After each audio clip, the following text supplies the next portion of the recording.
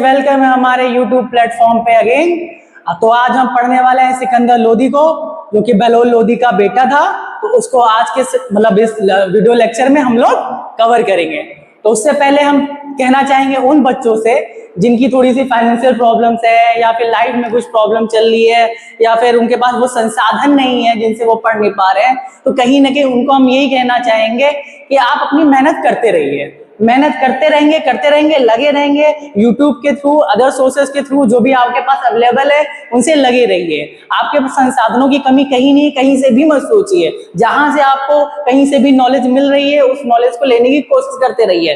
क्योंकि कहीं ना कहीं आप लोग को मूवीज का शौक है, तो किसी मूवी में ऋतिक रोशन ने भी कहा था कि जब भी समय आएगा, जब आपका समय आएगा, तो सबसे ऊंचा, सबसे बड़ा और सबसे लंबा छलांग जो होगा वो आप ही मारेंगे, और आप मार के दिखाएंगे और अपने पेरेंट्स को प्राउड करके दिखाएंगे। तो कहीं ना कहीं आप लोग लगे रहिए, और आपकी ये लगन कहीं ना कहीं आपको सफलता की उस सीढ़ी तक पहुंचाएगी जो आपकी इस मेहनत को रंग लेके आएगी। तो चलिए हम लोग पढ़ते हैं आज के टॉपिक को, जो कि सिकंदर लोदी को पढ़ना है।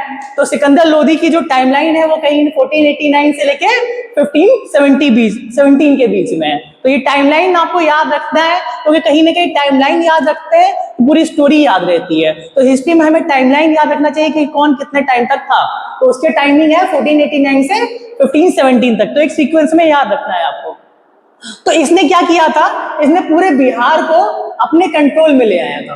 पूरे बिहार पर इसने कहीं ना कहीं आधिपत्य कर लिया था सिकंदर लोदी ने। ये बहलोल लोदी का बेटा था, जो कि मैंने आपको बताया।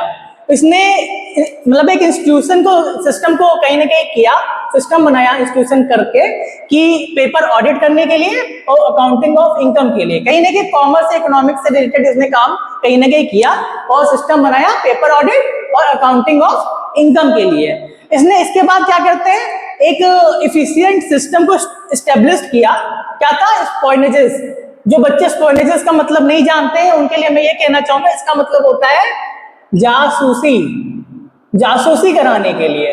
क्योंकि कहीं आपको अपने दुश्मन के बारे में वीकनेस पता होने चाहिए, इवन अपने अगल बगल के बारे में चीजों को पता होना चाहिए, आपके जो शासन में है उनके बारे में कि क्या गतिविधियां हो रही है पता होना चाहिए। तो उसने एक सिस्टम बनाया था स्पॉइनेजेस का, जासूसी का। वो जासूसी करवाता था अपने लोगों की, बाहरी लोगों की, बाहर के प्रांतों के लोगों की कहीं नहीं, ताकि उसको सारी नॉलेज, जो सही नॉलेज है, उस तक आती रहे, और वो उससे कहीं ना कहीं लाभ लेके अपने शासन व्यवस्था को आगे बढ़ाता रहे। तो ये चीजें उसने की थी। उसके बाद उसने लैंड मेजर ऑफ लैंड के लिए उसने एक गाजी सिकंदरी करके एक चीज को लागू किया था। ये क्या था? ये 32 डिजिट मेजरिंग कल्टीवेटेड लैंड था। 32 मतलब 32 डिजिट का मेजरिंग कल्टीवेटेड लैंड का इसने सिस्टम बनाया था।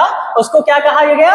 गाजी सिकंदरी। ये आपके एग्जाम में पूछ सकता है कि गाजी सिकंदरी किसने लागू किया।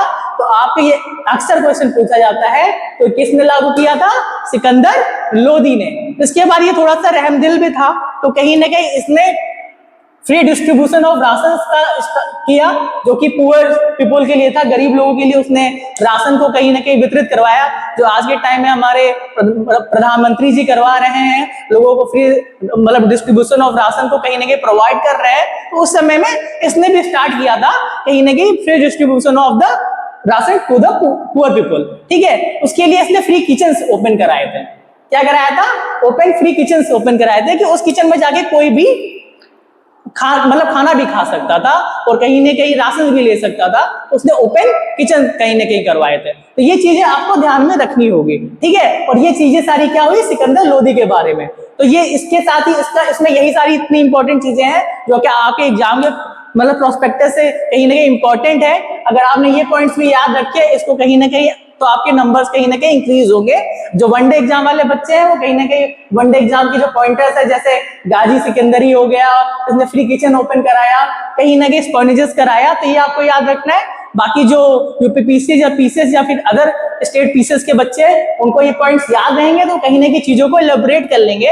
इन 5-6 पॉइंटों को कहीं ना कहीं 1.5-2 पेजों में कहीं ना कहीं एलोबरेट करके वो अपने आंसर्स को लिख सकते हैं। तो ये चीजें आपको ध्यान में रखनी है। तो चलिए इसी के साथ हम लोग खत्म करते हैं आज की क्लास को। अब हम मिलते हैं नेक्स्ट क्लास में, और नेक्स्ट क्लास के लिए ऑल द बेस्ट। और हमारे चैनल को सब्सक्राइब करिए, कमेंट करिए कि आपको हमारे लेक्चर्स कैसे लग रहे हैं। Thank you so much.